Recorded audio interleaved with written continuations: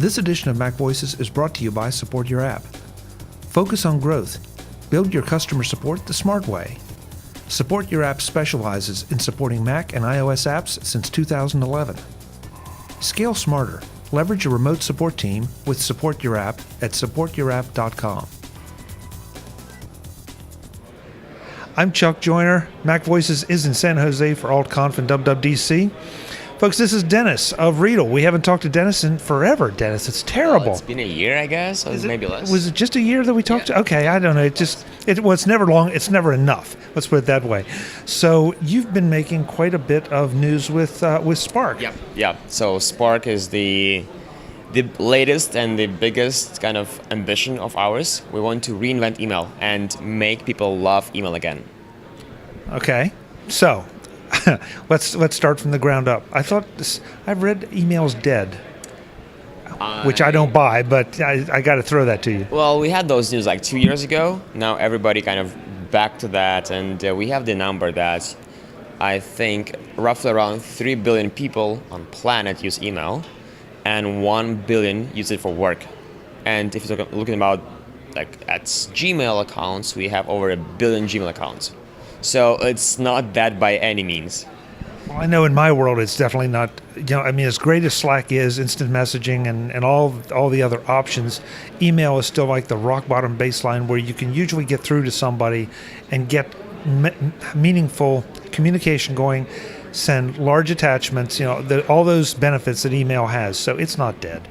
I agree. So we love Slack and we use Slack, and I think what Slack did kind of removed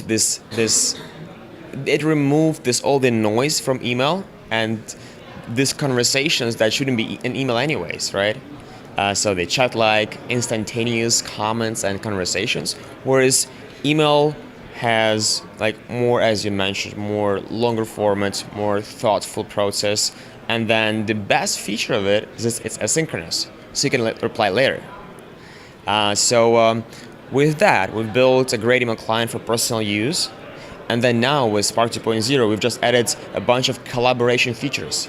So think that now you can, instead of doing a forward, you can invite a person to an email, basically sharing an email with somebody else. And you can have a conversation, you can discuss that email, staying within the context with people from your team. I'll give an example. For example, somebody sends me an email with an offer to sponsor somebody's show, and I can add my marketing people or like my co-founders and ask them privately within the context, hey guys, should we sponsor this? Is this interesting? We can have a better conversation there, and then I can reply to the original sender knowing the context.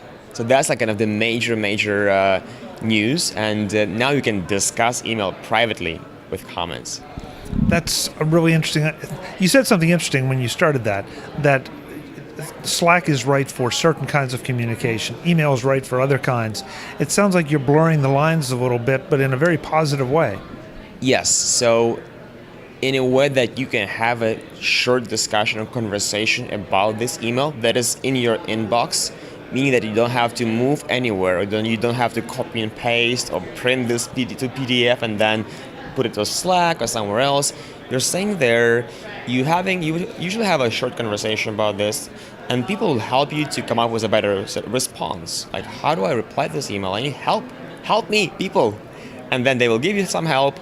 And one more feature that I personally love, you now can create email together. Think of like co-authoring an email. So I can invite you, and in real life, we can both write an email like Google Docs, but within the composed window of Spark.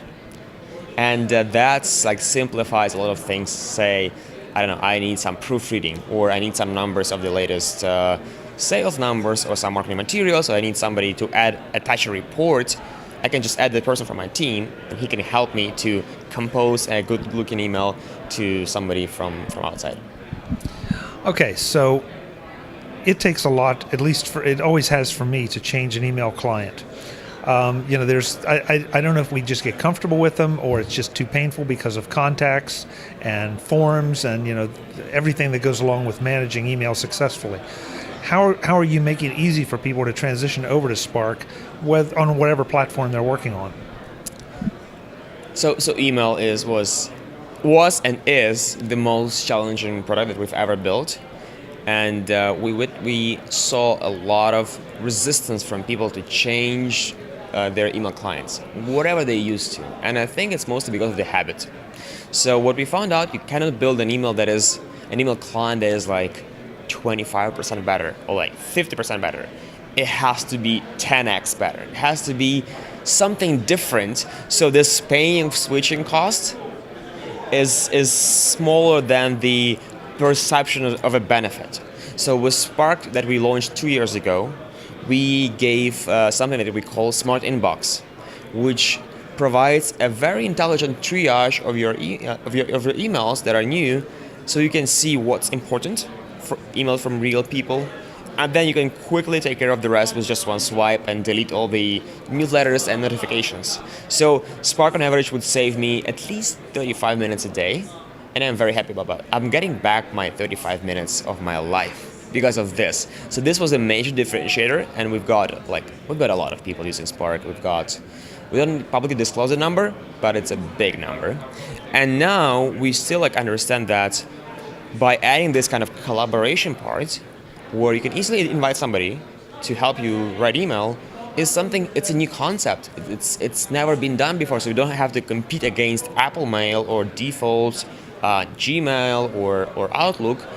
We have something very, very different, and we hope that we will provide enough value and make it very easy to grasp this new concept of more collaborative email client. So people can invite each other and create teams, and team is created automatically, and you can just share, you just comment and have these little conversations. So make it very, very easy.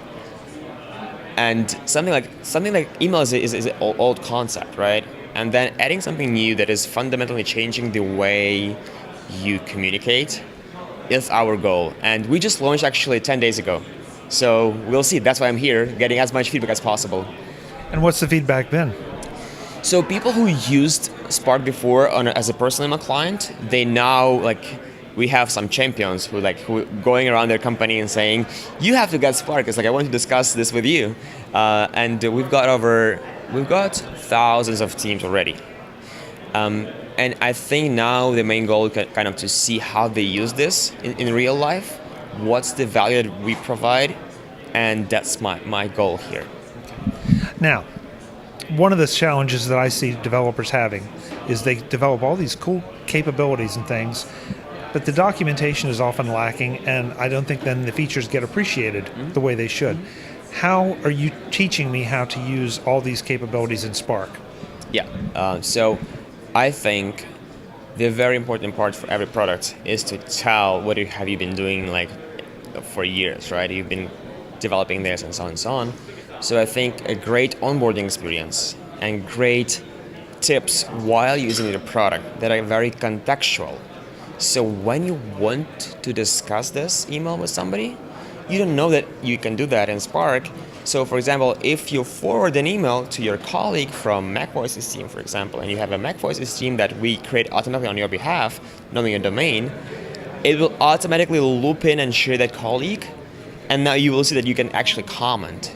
So it's a very organic way of getting people into trying these features. And I'll be honest, we just launched and we didn't have enough time because it was such a rush to design all of the experiences within the app. So this is right now goal number one. Number two, what we do, we usually educate people by sending great emails with tips. And I think what we will do, we'll go one step further and we'll make a series of videos explaining how to use the feature and what's the value and what is the real life use case scenario. So probably I'll have a lot of filming tomorrow with Terry, who joined us, who was with Apple for 6 years, and he was head of Apple Mail, and he joined us last year to help us build a better feature for email. That's great. I think the real world use cases are the best. Because, okay, I see this cool feature and I get it. Sounds great. I have a collaborative email that you and I can collaborate on sending an email to that guy over there. that's great, but okay, now how do I go about accomplishing this? And exactly why, it sounds cool, but I'm not sure where I would use it. And, like you said, proofreading, contracts, I mean, there are a dozen different things in the business world that, this could be absolutely essential for. Yep, I absolutely agree with you. And we're trying to build a very horizontal product that a lot of people will use differently. And since we have a lot of people in different industries and different age groups and different backgrounds, we want to provide tools so they can use even in some unexpected ways for us and for them. So we'll see. It's the journey has now just started, and we've been working on this for Spark overall for 4 years, and the collaboration part for 2 years. So now it's like Christmas time for us because we finally launched it. We finally gave it to people, and now it's time to hear what they say. That's great. That's great. I when I saw it come out, it's like, okay, I'm headed to WWDC, and so I don't have time to look at it yet, but it's on my list of things to check out. But you knew you were going to meet me, right? I had a pretty good idea you'd probably be here. It didn't really surprise me. What kind of pricing is there for Spark? So, as I mentioned, we want to provide as much for free. So the freemium tier, you can still use almost everything for free, but then for some extra, you would pay $6.39 per user per month. So I think we're really impressed what Slack has done and the way they managed to get their products to so many teams by giving so much for free. You can use Slack for free. So that's the same for us. We want people to use Spark for free. And then when the time comes, when they need something extra, there is a premium upgrade for that. Okay. Good to know. Good to know. But you decided to go with a subscription model. Oh yeah, because it's a service that people will use, and we use. People will be using this every day for hours, and I think the value of it is huge. It's immense. It's streamlining your communication, and it should be. The value is much more than $6.39. Well, and to your point, this is one of those products that you do use every day, multiple times a day, probably constantly almost. And so a subscription makes sense, as opposed to the utilities that you use once a month, once every couple months. Those, it's a little harder to sell a subscription model for those, in my opinion. I absolutely agree with you. So, the website where folks can go to learn more. Yeah, it's sparkmailApp.com. Once again, it's sparkmailApp.com. Or we just acquired an .app domain, so it's sparkmail.app. Really? Yeah. Oh, congratulations. Thank you. I've tried to get spark.app, and I said hey, I'm gonna pay $5,000, and the guy said nope, thank you. So we don't have it yet, but we'll see. Well, at least we'll help them find it, right? Well, I think it's better to get spark.com eventually. Yeah. So that's the ambition, not spark.app. Yeah. With a lot of zeros. Oh, it's expensive one, yeah. Good to see you, Dennis. Thanks so much. Thank you. Folks, we'll have more from AltConf and WWDC in San Jose. I'm Chuck Joyner. Thanks for watching. Goodbye. Visit MacVoices.com for show notes and to connect with Chuck on social media. Get involved in our MacVoices Facebook group and get more out of your Apple tech with MacVoices magazine, free on Flipboard. And if you find value in it all, consider supporting us at patreon.com/MacVoices and join these folks who help keep MacVoices coming to you. Advertising handled by Backbeat Media at backbeatmedia.com. Bandwidth provided by CacheFly at cachefly.com.